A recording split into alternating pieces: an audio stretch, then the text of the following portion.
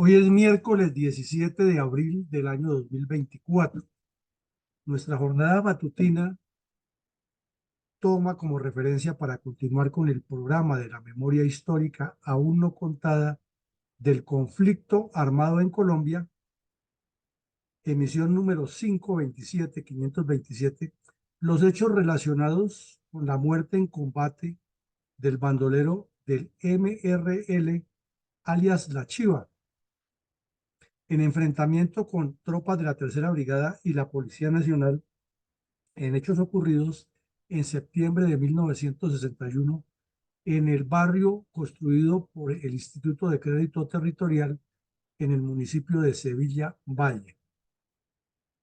Este evento es muy importante ya que este delincuente había quedado con la responsabilidad de una cuadrilla cuyo cabecilla contamos toda la historia aquí, que era el Mosco, alias el Mosco. Gustavo Espiti, alias el Mosco, de quien contamos que estuvo preso en Cali, que la guardia penitenciaria lo dejó escapar, que regresó a delinquir y que luego fue infiltrado por un agente del DAS. Y cuando este delincuente, el tal Mosco, ordenó hacer una masacre en el municipio de Pijao, Quindío, envió la mayoría de su cuadrilla y en el desespero de no tener otra solución para evitar la masacre, mm, el agente del DAS decidió eliminarlo a él y al lugarteniente. Entonces había quedado bajo la dirección de esa cuadrilla el tal alias La Chiva, con un prontuario impresionantemente grande, un rosario de cruces a la espalda, y venía siendo objeto de un seguimiento persistente de las autoridades en la región hasta que fue localizado y en un acto heroico un suboficial del ejército lo dio de baja en un combate casi cuerpo a cuerpo dentro de una vivienda, la vivienda número 27 del barrio construido por el Instituto de Crédito Territorial en ese momento en Sevilla Valle. Entonces eso también dejó muchas dudas, generó comentarios, críticas, murmuraciones, que cómo era posible que en una vivienda que se le estaba dando para personas de escasos recursos, las familias de los bandidos tuvieran acceso, y uno lo entiende debido, o se entiende más fácilmente en este momento al revisarlo en retrospectiva, por el hecho de que quienes participaban en la asignación de esas viviendas eran los dirigentes políticos y al mismo tiempo movían por debajo de la mesa los hilos de todas estas cuadrillas de bandoleros contra sus adversarios políticos y, como ya lo hemos dicho, con el fin de robarse las fincas, las tierras,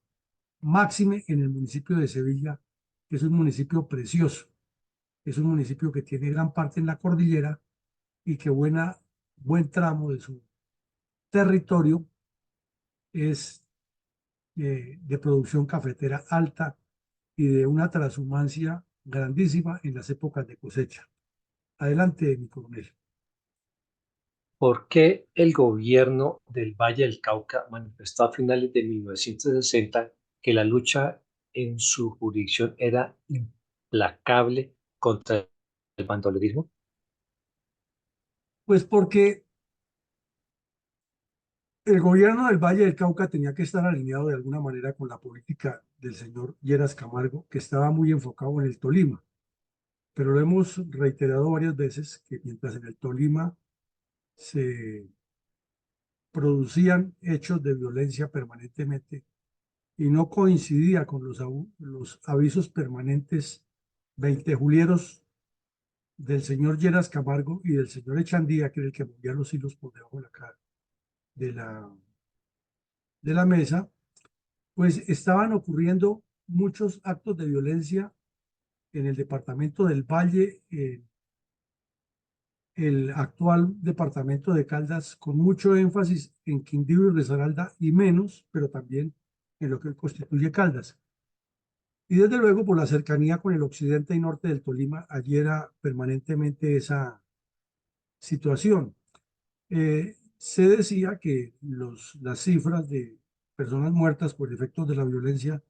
eran muchas, los datos no coincidían porque en algunos municipios fuera de las masacres ocurrían muertes individuales que no eran contabilizadas y porque el temor también de muchas autoridades de destapar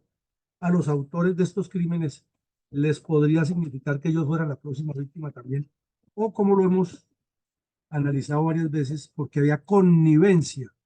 de algunos directivos de los partidos con ese grupo. Entonces, por ejemplo, aquí cuentan que en el municipio de Sevilla hubo varias capturas en los corregimientos de Tres Esquinas y La Colorada y en otro en un sector que se llama San Antonio, que fueron capturados unos bandidos que tenían, como todos los de esa época, unos alias pintorescos, pero demasiado eh, relacionados con la peligrosidad que pretendían demostrar y que en efecto la denotaban. Cogieron a un tal Palo Negro, a Tongoló, al Pastuso y al, dijéramos, como el cerebro de la cuadrilla del tal eh, el Mosco, que no ha muerto todavía. Y también fueron capturados otro que le decían Gavilán, y los hermanos, otro que le decían Tola, perdón, otro que le decían Paso Doble, y, y estaban buscando al tal La Chiva porque era uno de los bandidos más peligrosos y que tenía el prontuario de ser el ejecutor de muchas de las acciones que en ese momento le ordenaba el Mosco. Entonces, con esas indicaciones y los combates permanentemente que había en otros municipios y la respuesta de las fuerzas militares y de policía a las constantes masacres, pues le daban cierto aire de triunfalismo al gobernador del Valle, pero una cosa era lo que ellos decían, estaba en una implacable lucha y otra era la realidad de lo que se vivía en las veredas porque no había suficiente tropa para combatir el problema ni la voluntad política de todos los directorios municipales y del mismo directorio departamental para que se suspendiera la violencia. Mi coronel, ¿cómo recibió la población colombiana la noticia de que entraba en funcionamiento la cárcel de la isla Gorgona y realmente era una medida eficaz para erradicar el problema del bandolerismo tripartidista? Pues mi coronel, esa noticia la comenzó a promover obviamente el señor mm, Carlos Alberto Lleras Camargo con el argumento de que de esa manera se iba a evitar que los delincuentes se volaran, que se iba a reducir la connivencia de los guardas, que en ese tiempo no se llamaba el IMPEC, sino se llamaba Rehabilitación Nacional, y que además era el sitio ideal para que se resarcieran o retornaran a la sociedad, lo cual pues no dejaba de ser una perogrullada. ¿Por qué? Porque sí es cierto que los bandidos quedaban aislados allá, pero pues estaba destruyendo un ecosistema, se estaba dejando de darle uso a a un área eh, potencialmente turística, pero además se pretendía imitar a Estados Unidos con la isla de San Francisco, la famosa cárcel de San Francisco que queda allá en la isla donde se producían tantas historias novelescas. Y por otro lado, pues demuestra que ese incremento exorbitado de personas de origen campesino vinculados a esa violencia tenía unos orígenes muy distintos a pensar en construir y construir más cárceles o pensar en moralizar un servicio que estaba podrido por dentro, porque además los guardas eran nombrados por dirigentes políticos que hacían parte del problema. O sea, el problema era del fondo político y construir una cárcel no lo iba a resolver de todas maneras. Además, con ese crecimiento exponencial que estaba teniendo las cantidades de cuadrillas de bandoleros, no solo en esos departamentos allá, sino también en Santander, en Antioquia, y la delincuencia común disparada en las ciudades principales, porque basta con mirar los periódicos de esa época y todos los días había unos atracos impresionantes, asesinatos, balaceras, secuestros, robos, aquí en Bogotá, en Cali, en Medellín, que no estaban directamente relacionados con esos grupos, sino que era delincuencia común. Entonces, la amenaza era enviarlos a todos a Gorgona, pero tenían entonces que hacer otra Gorgona donde cupieran por lo menos 2 millones de personas porque la multiplicación del delito era muy grande. En síntesis, para los delincuentes más peligrosos sí se podría lograr tenerlos aislados un tiempo, pero los costos aumentaban para las presentaciones de estos delincuentes porque no había teleconferencia en el momento. El traslado de funcionarios de ir allá y venir, eso costaba mucho dinero, la demora para el desarrollo de los procesos judiciales, las trapacerías de los abogados para pedir la salida de esos bandidos, como vimos que pasó con Anuario Valero unos años después, que terminó tirando de las de loco y con el cuento de que se ha enloquecido allá y los abogados que son unos expertos en hacer marrullas, pues mm, les servía antes era para hacer más dinero y hacer más corruptelas. Adelante, mi coronel. Y coronel, ¿cómo incidieron las muertes de los bandoleros Gustavo Espitia, alias El Mosco, y su hermano Daniel Espitia, alias El Mosquito, en la posterior eliminación en combate de su compinche Gerardo Cardona, alias La Chiva? Pues este era, por ser el matón, la mano derecha, ya dijimos que había uno que era el intelectual, el que planeaba, el que recomendaba, el que analizaba y el que se reunía con los dirigentes del MRL para darles cuentas y recibirles recursos, etcétera. El que ejecutaba casi todas las acciones era este bandido, el tal Chiva, y era temido en la región. Entonces, cuando ocurrió la muerte del Mosco, inicialmente se pensó que el tal Mosquito, que era el hermano menor, quedaba bajo la dirección de la cuadrilla. Pero el mismo temor que generaba este delincuente, el tal Chiva, dentro de los bandidos, pues hizo que lo dejaran a él y el Mosquito quedó de segundo. Ahí vemos la nota que años después el tal Mosquito fue capturado en el Quindío y puesto a disposición de las autoridades cuando andaba con un tal Chiribico. No se sabe cuál sería el destino final, pero lo más seguro es que un abogado lo sacó por falta de pruebas, que no pagó todo lo que hizo. Entonces, eh, para las autoridades, después de la masacre que cometieron en Pijao y las otras que tenía, porque era un prontuario largo, se convirtió en un objetivo y casi como del mismo nivel del Mosco, de Sangre Negra, de Chispas, de Desquite, y los gobernantes de la región eh, pidieron apoyo del Ministerio de Gobierno y del Ministerio de Salud para unas obras y le llegaron unos giros por 750.000 pesos y con eso se financiaron parte de las actividades de pago de las recompensas que condujeron a estos golpes. Pero lo que más indignó a las autoridades es que la misma población, sobre todo la de filiación MRL, intentó desenterrar el cadáver del Mosco para llevarlo a otro lado y tuvieron que militarizar el cementerio y requisar gente. O sea, la historia de Colombia está llena de eventos que no se han contado, no se han recordado, muy relacionados con la violencia, que además de pintorescos,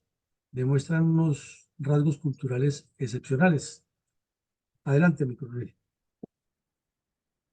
¿Cuál fue el destino del bandolero Daniel Spitia, alias el Mosquito, hermano de Gustavo Spitia, alias el Mosco,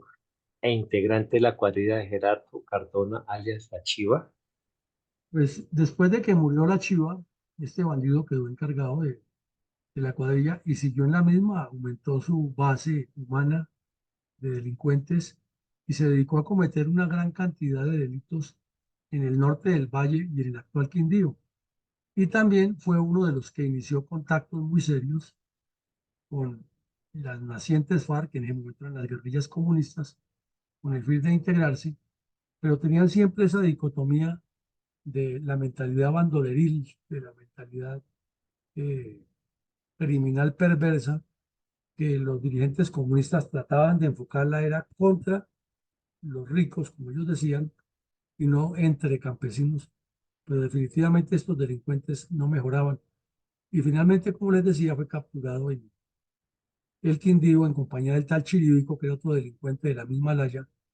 y les encontraron armas de fuego, uniformes militares, documentos de formación comunista y documentos de línea MRL. O sea, se notaba que estaban en ese proceso de unirse, pero de ahí para allá no encontramos ningún otro dato que nos indique qué pasó con el destino de este delincuente después de que lo capturaron. Mi coronel, ¿por qué el gobierno nacional encabezado por Alberto Lleras Camargo aseguró en julio de 1961 que las Fuerzas Armadas habían alcanzado gran éxito en la lucha contra la violencia? Pues el señor Lleras tenía que justificar que su campaña en el Tolima le había ido muy bien y era lo que más le preocupaba y se apropiaba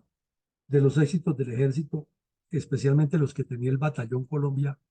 en el norte del Tolima, que fueron muchos, ¿no? En esa época se hizo famoso el Batallón Colombia porque impactaba mucho el nombre de que era el batallón que había estado en Corea, pero desde luego ahí no había ninguno de los que habían estado en Corea ya que la guerra había pasado hace 8 años. Sin embargo, el nombre del batallón se mantenía y como le dieron una preeminencia a esa unidad sobre las operaciones especiales y la entrenaron en las primeras operaciones helicoportadas, pues causó un poco de nombre. Y el coronel Matallana se encargó también de autoelogiarse mucho y daba la sensación de que eso eran unas fuerzas especiales parecidas a la Fuerza Delta de Estados Unidos dentro del imaginario popular colombiano. Y en realidad eran soldados de infantería normales, pero con mucho de publicidad detrás. Entonces, se produjeron varios golpes, pero en el departamento del Valle inclusive se llegó a afirmar que había muerto Sangre Negra, Jacinto Cruz Usma, pero no era cierto. Sin embargo, lo publicaron ahí como unos muertos. Y sí se resaltó con dos hechos reales, que fue el de Medardo Trejos, un bandido del municipio de Quinchía, en Risaralda, que le decían el Capitán Venganza, que es otro episodio que tenemos que estudiar. Un delincuente que llegó a tener unas cuadrillas numerosísimas y que se convirtió en un líder social, económico, de una tendencia liberal que pretendió organizar toda una comunidad alrededor de un concepto comunitario, valga decir como una especie de república independiente, pero no con las líneas que tenían los comunistas y desde luego lo estuvieron buscando y contactando para eso. La historia de este delincuente es interesante, la del tal Capitán Venganza. Y también relatan que en la muerte del Mosco cayó el segundo, que era gasolina. Entonces, por eso se aclara que con la muerte del tal eh, Mosco, pues ya prácticamente el que quedaba al mando de la cuadrilla era el tal La Chiva. Y relatan la historia de otros delincuentes, otras operaciones que se hicieron, eh, porque en total se tenía la información que 20 jefes de cuadrillas grandes y medianas y pequeñas habían sido o capturados o dados de baja en combate por las fuerzas militares. Pero aquí lo que queremos resaltar es que una vez más las operaciones las hacen los soldados y los agentes de policía y los que salen a dárselas de estrategas y victoriosos en los medios de comunicación son los dirigentes políticos. Igual que hacía Santos cuando decía que modestia aparte era el mejor ministro de defensa que tenía la historia porque él había arrinconado a las FARC. O la señora Marta Lucía Ramírez, que no se avergüenza, no le salen colores en la cara diciendo que ella fue la que diseñó la estrategia para las posteriores operaciones de Jojoy, Jaque y todas esas. Ella dejó todo estructurado en el ministerio. U, u otros ministros que pasaron por ahí que dan vergüenza, sus ejecutorias, pero se autoelogian y siempre que aparecen operaciones exitosas son los que salen a dar la rueda de prensa y a posar ante los medios, lo mismo que hacía Santos como presidente. Adelante, mi coronel.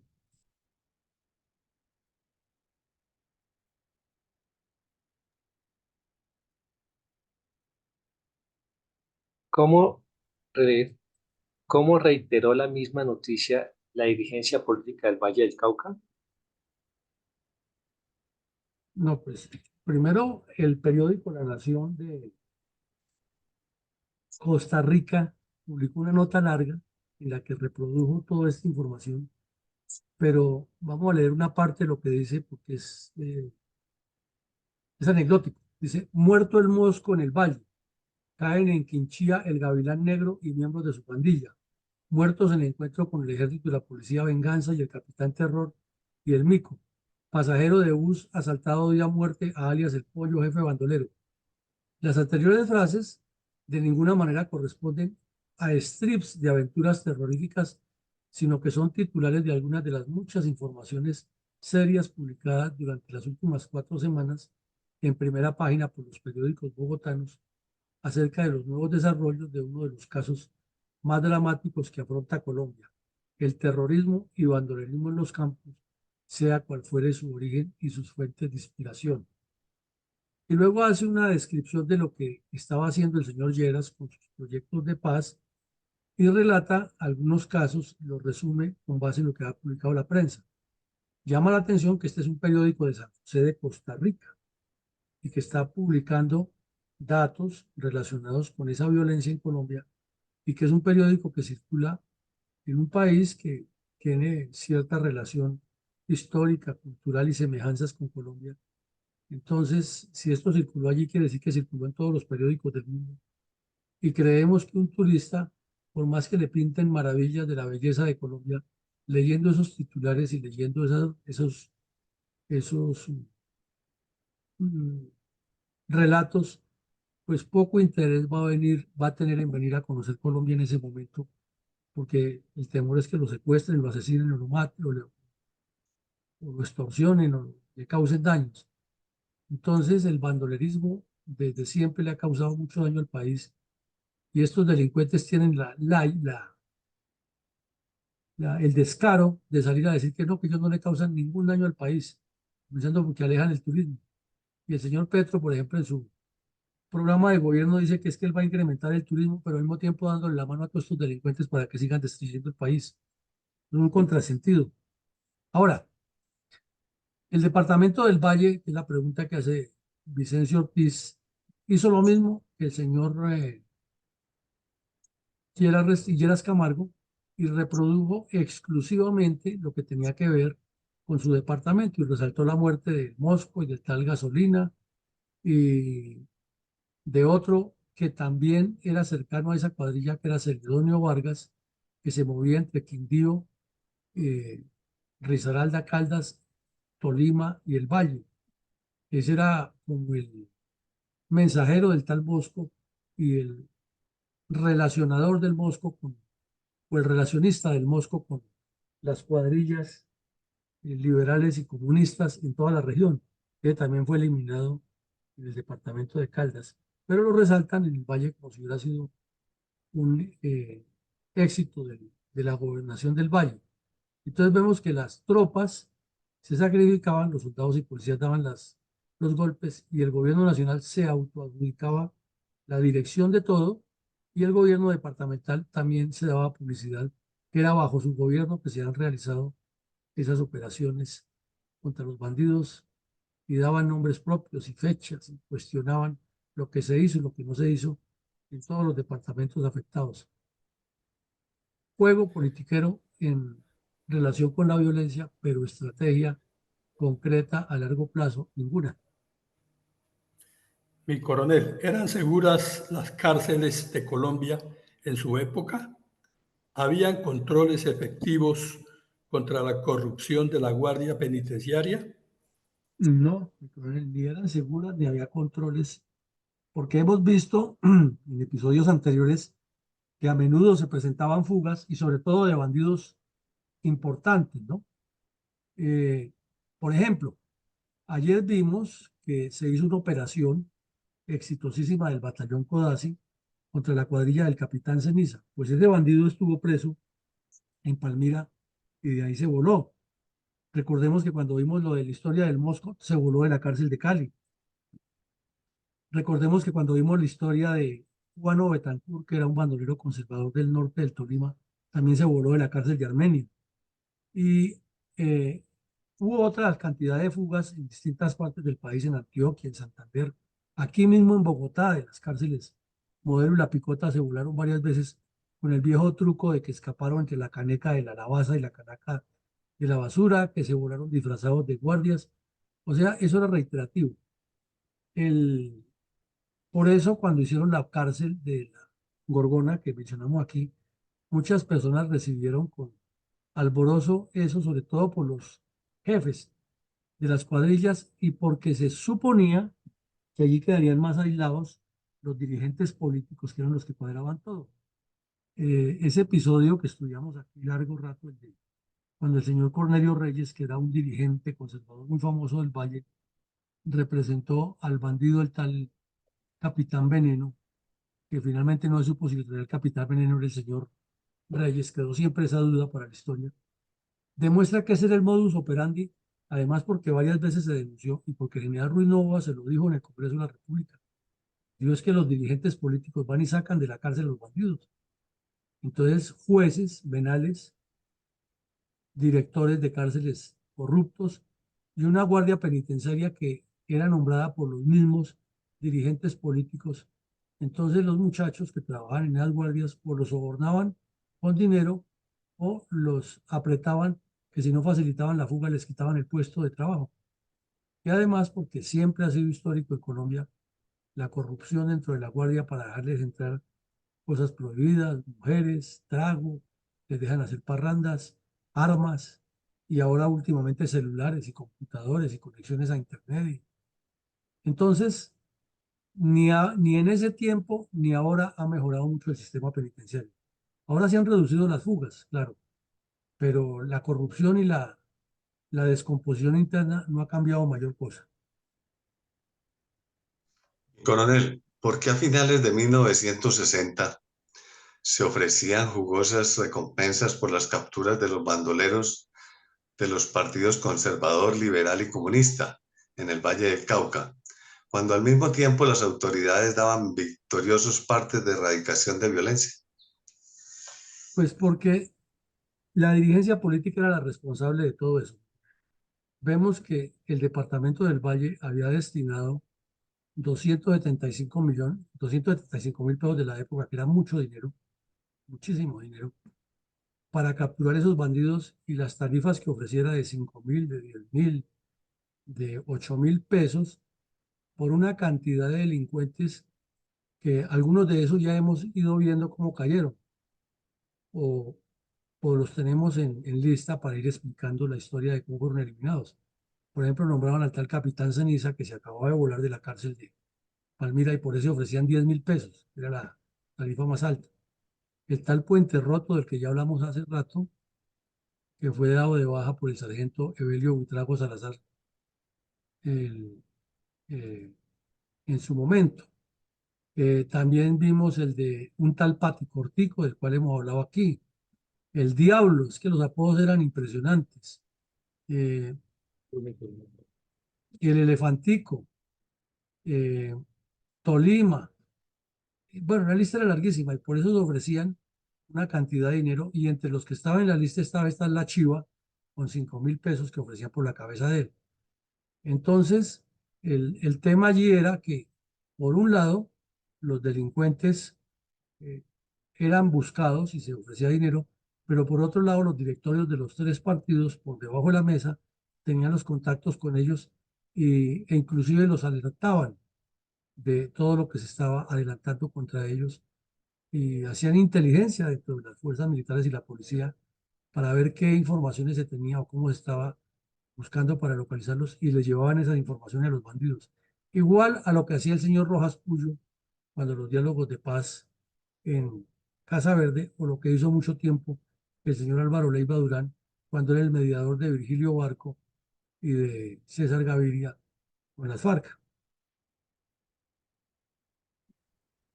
¿Cómo ocurrieron los hechos de la muerte en combate con unidades de la Tercera Brigada y la Policía Nacional, el bandolero liberal Gerardo Cardona, alias La Chiva, en el área urbana del municipio de Sevilla, Valle del Cauca, el 21 de septiembre de 1961, relatada en el diario El Tiempo bajo el sugestivo título Espectacular combate en las calles de Sevilla Valle?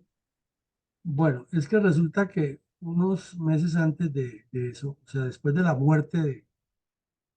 del bandolero el Mosco, la persecución siguió muy fuerte contra la cuadrilla de la Chiva y el Mosquito.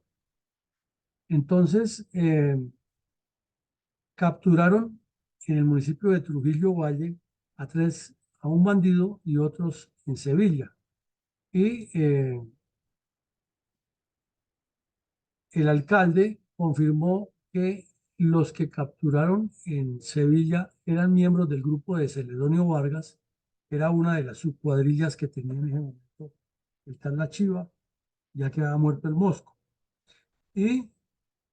en el municipio de Trujillo capturaron a otro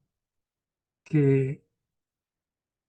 le decían rasguño porque tenía unas cicatrices en la cara. Era muy famoso el cuento en ese tiempo entre los campesinos y la gente. El que tenía la cara cortada era un tipo peligroso y entonces los chaparrines, que eran los de la época del humor, le decían, no, peligroso fue el que le cortó la cara. Entonces, esos bandidos que fueron capturados confesaron algunos datos de la cuadrilla y comenzó como la etapa final de la vida del tal Chiva. Y entonces la policía y el ejército trabajando muy de la mano con el DAS en Sevilla, Valle, eh, movieron cielo y tierra y era que la recompensa era muy atractiva, 10.000 pesos de la época, era bastante dinero. ¿Por qué 10.000? Vimos que en la lista aparecían con 5.000 pesos de la oferta por el tal La Chiva, pero en el momento en que murió el Mosco y el tal Gasolina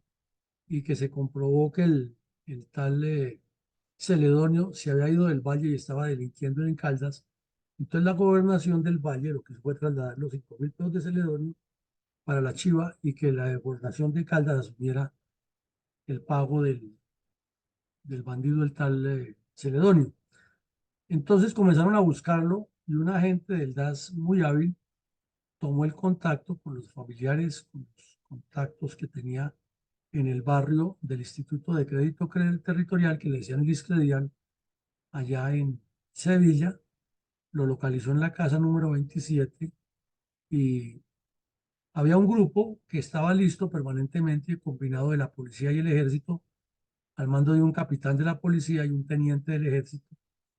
que estaban de reacción inmediata. Se fueron vestidos de civil, rodearon la casa y tan pronto rodearon la casa, pues los bandidos eran muy sagaces, audaces, se enfrentaron al ejército desde las paredes en un combate, no de las mismas dimensiones, pero parecido al de Efraín González en Bogotá, y era casi imposible sacarlos de ahí. Entonces el sargento segundo del ejército, Wilfrido Ferreira, en una maniobra bastante temeraria, pero de un valor increíble, saltó la tapia, se metió por el tejado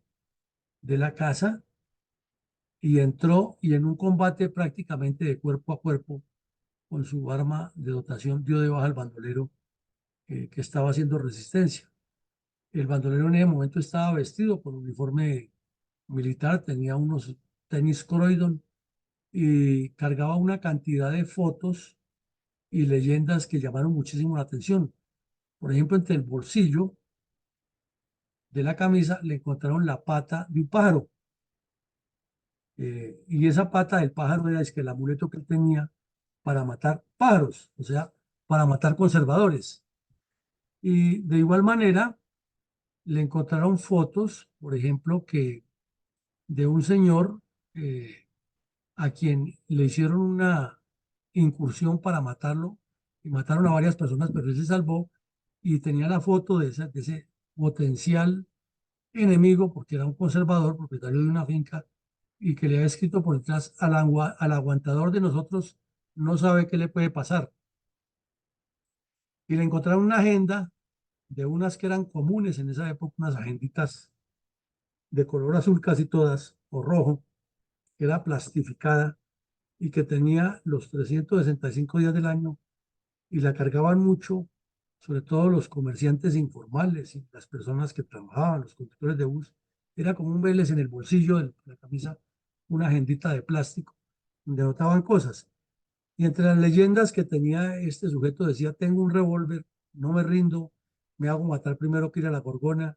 tengo un revólver nuevo, gracias a Dios, mátenme, HPs. Y desde luego, como todos los bandidos, tenía rezos. Era muy común que cargaran rezos, que se encomendaran el alma al mismo tiempo que le encomendaban a Dios y a la Virgen, se le encomendaban a hechos de brujería. Una cultura rarísima que tenían los delincuentes. Todo eso le encontraron y desde luego documentos que comprometían, que lo comprometían con el MRL y que daban la claridad de que estaban en conversaciones con gente del Partido Comunista.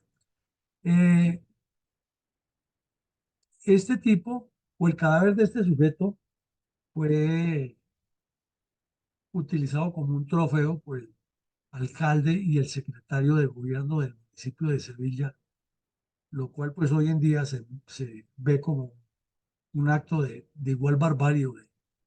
o de que generaría repulsa, ¿no? Es que lo colocaron en exhibición pública en la morgue y todo el que quisiera ir a verlo podía verlo para que se asegurara de que sí estaba muerto y que las autoridades decían la verdad. Y decían también en la convocatoria que hacían por la radio que para que quien hubiera sido víctima de él fuera ante los juzgados a declarar con el fin de que lo que pudiera haber después sirviera de reparación, pero esto pues era un acto morboso que no tenía explicación. Igual pasó con el cadáver de Sangre Negra y de otros bandidos que los pusieron en exhibición pública y la gente hacía fila para irlos a mirar que sí eran y que estaba el cadáver ahí desfigurado, algo que no tiene explicación hoy y que no se ha debido hacer en ese momento. Y respecto al bandido, pues resaltaban que era considerado uno de los más sanguinarios asesinos de la cuadrilla del Mosco y que era el que había asumido la dirección, como ya lo explicamos, que entre otras cosas estaba sindicado del asesinato de Jorge Barón y César Lugo en el 59 en el municipio de Obando, que esa causa estaba en el juzgado de Buga, que también en Sevilla había asesinado a los agricultores Jesús María Obando y otros, y que en ese mismo municipio de Sevilla había asesinado a varias personas, entre ellos a un señor Oscar Gutiérrez, pero que eso era apenas como un abrebocas, un informe general de todos los crímenes que ha cometido este delincuente, que había sembrado el terror y que tenía a las fuerzas militares y de policía en jaque. Adelante. Mi coronel, la ebullición política de pasiones banderizas era tensa en ese momento. ¿Qué estaba sucediendo en ese periodo al interior del MRL? Hay un viejo dicho, mi coronel, que dice en la cultura popular colombiana, el que juega con candela se quema. El señor Alfonso López Miquelsen, politiqueando, le dio por unirse con los comunistas para hacer el MRL y hacer una mancuerna con el terrorista Juan de la Cruz Varela del Sumapaz, porque era el jefe de todos los bandidos comunistas del país, o por lo menos era el más visible, el de mayor credibilidad, y lo llevó al Congreso de la República y creía que con él ya, mejor dicho, había transformado el país y que él iba a ser el presidente y que iba a romper el esquema del Frente Nacional. Y, mejor dicho, él era el rebelde de la causa popular, el señor López Miquelsen. Pero lo que no contaba es que como los comunistas son bandidos todos, entonces le iban a jugar sucio y se le dividieron y tuvo su primera fuerte escisión en el año 61, casi a puertas de lanzarse de candidato presidencial en el 62, que los comunistas le formaron un grupo que llamaban el Movimiento Popular Revolucionario, que consistía en que le daban muchas más gabelas a los comunistas, o sea, eso lo manejaron los comunistas, pero haciendo al contrario. O sea, López pretendió alar a los comunistas para que hicieran parte del liberalismo de izquierda y ellos le jugaron la carta porque bobos no son, pero sabían que el objetivo de ellos era voltear la torta y más adelante formar una especie de rebelión interna y constituir el Movimiento Popular Revolucionario dentro del MRL, y ahí aparecen los nombres de los que lo hicieron. Argemiro Jaramillo, Israel Santamaría, a todos nos suena ese nombre y ese es, fundador del M-19 y uno de los terroristas más con mayor prontuario de ese grupo criminal hasta que cayó en combate. Alirio Urrego, Antonio Santamaría, hermano de Israel, Jaime Jaramillo, hermano de Argemiro, y Fabio Rodríguez Villa, secretario político del grupo. Entonces, eso originó, lo recordamos ayer, que el señor López renunciara e inmediatamente todos los politiqueros oportunistas movieron cielo y tierra para que volviera y tuvo que hacer unas concesiones y diríamos, dentro de la historia de Colombia de la violencia, de lo que no nos cuentan, pero que aquí lo estamos desenmascarando, que ese es el principio de la transición de muchos guerrilleros liberales del MRL hacia el comunismo, porque paulatinamente los comunistas se fueron apropiando del MRL y por esa razón, cuando perdió las elecciones del 62, el señor López se fue haciendo el de la vista gorda, se fue alejando hasta que se alejó completamente del MRL y apareció nuevamente en las torres del Partido Liberal Tradicional, porque el señor Lleras Camargo, con quien se odiaban a muerte, y vimos que Lleras le hizo toda la guerra durante la campaña del 62, Lleras Restrepo, perdón, Lleras Restrepo, para evitar tenerlo aquí en Colombia de enemigo jurado que le bloqueara todo lo que hacía, procedió a enviarlo, a nombrarlo de canciller, dándole una responsabilidad internacional, y con eso lo paró, y luego lo nombró de gobernador del Cesar. Entonces vean ustedes cómo juegan los politiqueros con la suerte del país, y hoy en día aparecen los billetes de Colombia como un prohombre, y ayer el Departamento de Estado de Estados Unidos desclasificó informaciones en las que dice que era un capo del narcotráfico. Eso es lo que hemos tenido y lo que nos ha dado el país, y la historia aquí se cuenta, y por eso nunca es completa, sino que en la medida que avance el tiempo y los hechos evolucionan, nos damos cuenta de quién es quién. Y coronel, ¿cómo era la influencia del sabotaje comunista contra la economía del país, promovido por los comisarios comunistas que adoctrinaban cuadrillas de forajidos y reclutaban bandoleros liberales y conservadores para ejecutar la barbarie de la atroz época de la violencia tripartidista en Colombia, que duró hasta comienzos de 1960, pero que el comunismo terrorista continuaba hasta el presente? Pues mi coronel, aquí en esta información y lo que acabamos de ver, nos queda todavía más claro qué enorme responsabilidad tienen los directorios de todos los partidos, de todo lo que le ocurrió al país en esa época y nos sigue ocurriendo, como, porque eso diríamos que es la génesis de toda esta fenomenología. Esa jugada trapacera del señor López Miquel en dividirse con los comunistas se le convirtió en un boomerang, lo acabamos de ver con el MPR, las concesiones que tuvo que hacer y luego la retirada discreta que fue haciendo del grupo cuando se dio cuenta que eso estaba en poder de los comunistas y que su jugada no le ha funcionado, es que nos comprueba que mientras todos esos politiqueros andaban repartiéndose el país y haciendo actos como suele suceder y sigue sucediendo ahora, que están pensando en recuperar el poder es para que se vaya Petro, no para arreglar el problema. En ese tiempo también pensaban lo mismo. Ya nos metimos con los comunistas, ahora hagámoslos a un lado y no cedamos en nuestras posesiones, y mientras tengamos las posesiones, los comunistas estarán ahí solamente en la rebeldía, pero no intuían todo lo que estaba pasando. Resulta que los sindicatos de los bancos fueron consiguiendo con el paso del tiempo sus personalidades jurídicas porque era algo legal, pero fueron formando esa Asociación Nacional Bancaria que se convirtió en sindical bancaria, ¿no? Asociación Nacional de Sindicatos Bancarios, que se convirtió en un dolor de cabeza para la banca, porque entonces ellos sabían que los capitales mueven la economía, pues están en los bancos. Entonces, si ellos paralizan, pues paralizan la economía. Más fácil. Y eso no era idea de los sindicatos, era una idea del Partido Comunista. Y resulta que el gobierno del señor Lleras, otra cosa que no nos cuentan, porque es que la historia la escriben por parte y solamente lo bonito, lo que hizo, pero no lo que dejó de hacer, ni los daños que causó. Entonces no nos cuentan que el señor Lleras Camargo tuvo, por ejemplo, que quitarle la personería jurídica a 6 entidades gremiales de los bancos, o sea, casi todas. ¿Por qué? Porque hicieron unos paros que pusieron en jaque la economía y que eran dirigidos desde Cuba por la dictadura terrorista de Fidel Castro y que aquí en Colombia se escuchaba la radio La Habana, era financiada por Moscú y era el eje guía de todos los sindicatos y de todos los bandidos de todas las penambres. Entonces, eh, como vemos en primera página del 22 de septiembre del 61, un día después de la muerte del bandido La Chiva, el país estaba que hervía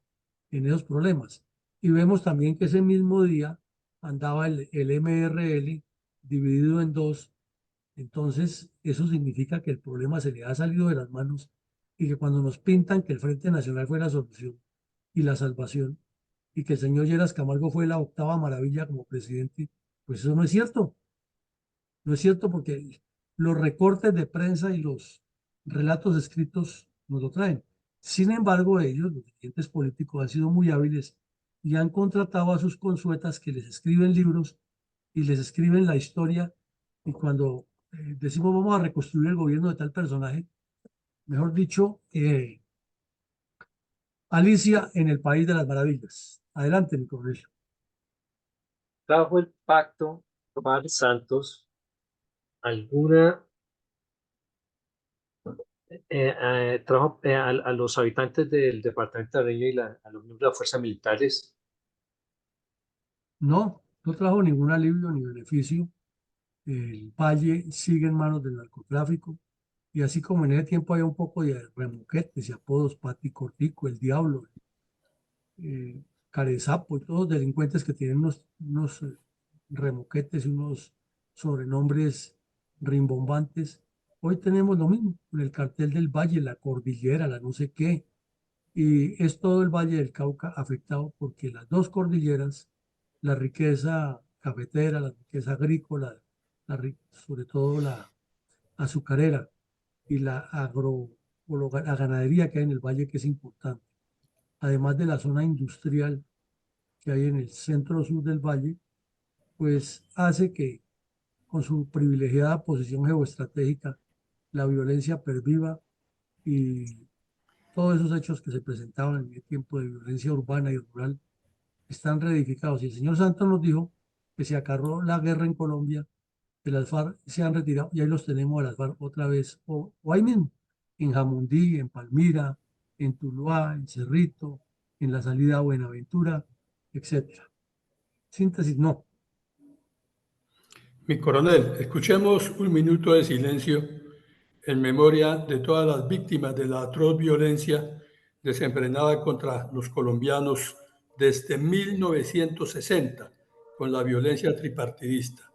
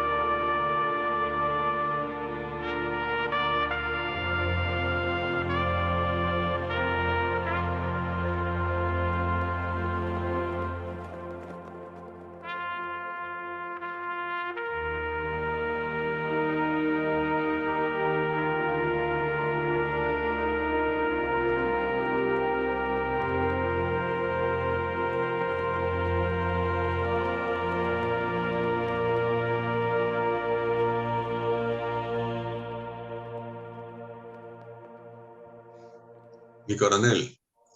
¿cuáles son las reflexiones de orden político estratégico que nos deja la muerte en combate con las unidades de la Tercera Brigada y la Policía Nacional del bandolero liberal Gerardo Cardona, alias La Chiva, acontecida en el casco urbano del municipio de Sevilla el 21 de septiembre de 1961. Pues mi coronel, tomemos estas cuatro para la reflexión de hoy. Es que la laxitud judicial y política con los terroristas se sustenta en la relación, la complicidad, esa mancuerna que ha existido entre dirigentes políticos y grupos armados ilegales en Colombia. Eso no se puede negar. Eso es algo que ha sido una realidad tanto de izquierda como de derecha y en especial después de los años 60 y hasta el día de hoy se mantiene. Entonces siempre aparecen relaciones. Por ejemplo, esa revelación que hizo ayer el Departamento de Estado y que los medios de comunicación la medio resaltaron. Imagínense semejantes acusaciones tan graves, que en el gobierno de López Miquelsen él tenía contactos con el narcotráfico, que había altos funcionarios relacionados con eso y que el ministro o el canciller, el señor Turbay, era también capo de las drogas y luego fue presidente de la República. Y eso no pasa nada. Aquí eso es... Entonces quiere decir que la dirigencia política colombiana tiene una responsabilidad total en todo esto, porque la laxitud judicial es parte de esa descomposición y es como un complemento interdependiente. Eh, los partidos tradicionales, todos, liberal, conservador y comunista, han tenido una doble moral aterradora en el sentido de que todo lo critican, lo que hace el adversario, pero lo critican es con el fin de ganar réditos y méritos personales o de grupo, pero no para resolverlos, sino para descalificar al adversario y subir ellos y seguir con el mismo juego, haciendo los mismos, que es lo que hace el señor Petro, que critica todo lo que han hecho los otros, pero es peor, como lo hemos analizado en dos jornadas de sus 21 meses de gobierno que hicimos en la Fundación en las horas de la noche, ayer y la semana pasada. Volvemos a repetir algo. ¿Y cuándo será que al Partido Comunista lo sientan en los estrados judiciales y les dicen, con todas estas pruebas que hay, porque no son inventadas? Es que es más, están hasta escritas en libros de ellos mismos, en que dicen que ellos crearon las FARC y que organizaban la comunidad. Mucha de la información que se saca inclusive de los documentos que ellos mismos producen. Y el pasquín Voz Proletaria, que no es sino colocar sobre la mesa todos los ejemplares, pues para nadie le queda la menor duda de que ese pasquín es el brazo de difusión política de las FARC desde hace muchos años. Y lo mismo que al país hay que demostrarle, como lo estamos demostrando aquí, que el Frente Nacional, urdido por liberales y conservadores, ni pacificó, ni resolvió los problemas, ni tuvo ninguna transición hacia el desarrollo como lo quieren vender, porque cualquier texto de historia que uno lee así por encima, no, es que el Frente Nacional acabó con la violencia y le dio una vida política al país. Y esa mentira se vuelve verdad de tanto repetirla. Pero ¿cuál pacificación trajo? ¿Cuál violencia acabó? Si es que al contrario, durante el Frente Nacional se prolongó la violencia liberal conservadora con el anexo de la tripartidista, con los comunistas, y fuera de eso nacieron las FARC, el ELN, el EPL y el narcotráfico. Entonces, ¿cuál fue la paz que trajo? ¿Cuál fue la respuesta que dio? Pero muy hábiles los politiqueros, no solo que se autoasignaron una transformación pacifista, sino que los hijos de ellos han estado o han sido presidentes, como el caso de Pastrana, o han sido candidatos presidenciales como otros. Y Colombia navegando en ese mar de sangre y de desorden, como siempre. Adelante, mi coronel, con sus comentarios. Sí, buenos días. El comentario para hoy es el siguiente. En las últimas 6 décadas, donde los narcoguerrilleros solo piden al Estado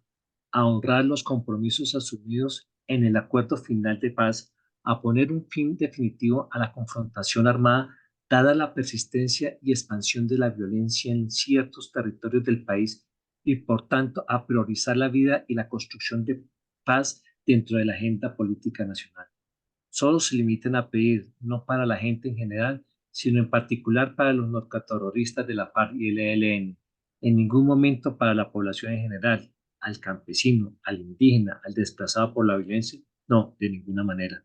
¿Será que en el momento actual los territorios de Colombia en general están más tranquilos, con menos presencia de estos guerrilleros que deambulan pavoneándose por muchas regiones que anteriormente fueron controladas por el Estado? O como vemos a estos narcoterroristas haciendo escuelas, controlando territorios,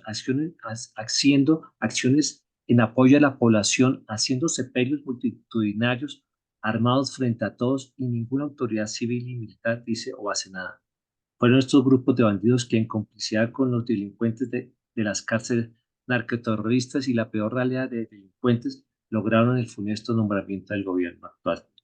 En el transcurrir del tiempo, estas últimas generaciones se han quedado con las más malas informaciones que les allegan en colegios, universidades, centros de información y sobre todo de desinformación. Es por esto el esfuerzo diario de esta fundación con el fin de difundir una realidad existente, veraz, no comprometida con rasgos ideológicos o partidistas. Gracias.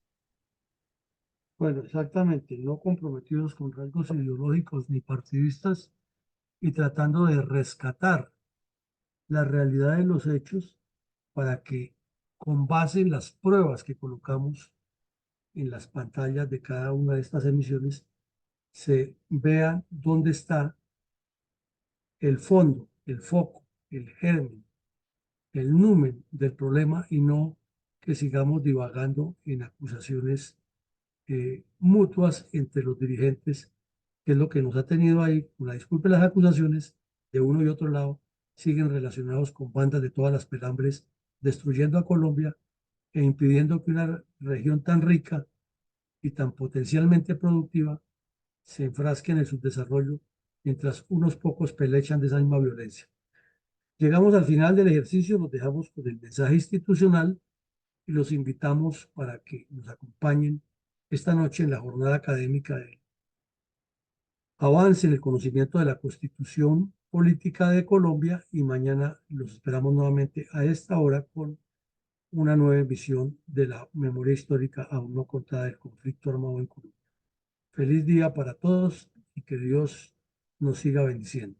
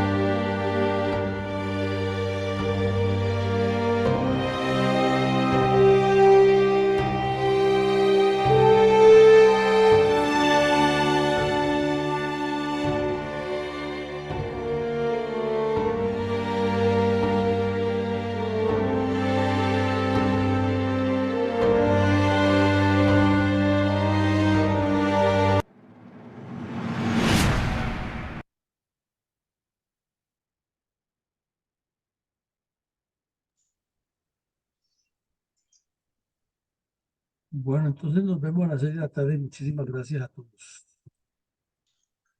Gracias y feliz Gracias, día mi para coronel. todos. Feliz día para todos. Gracias.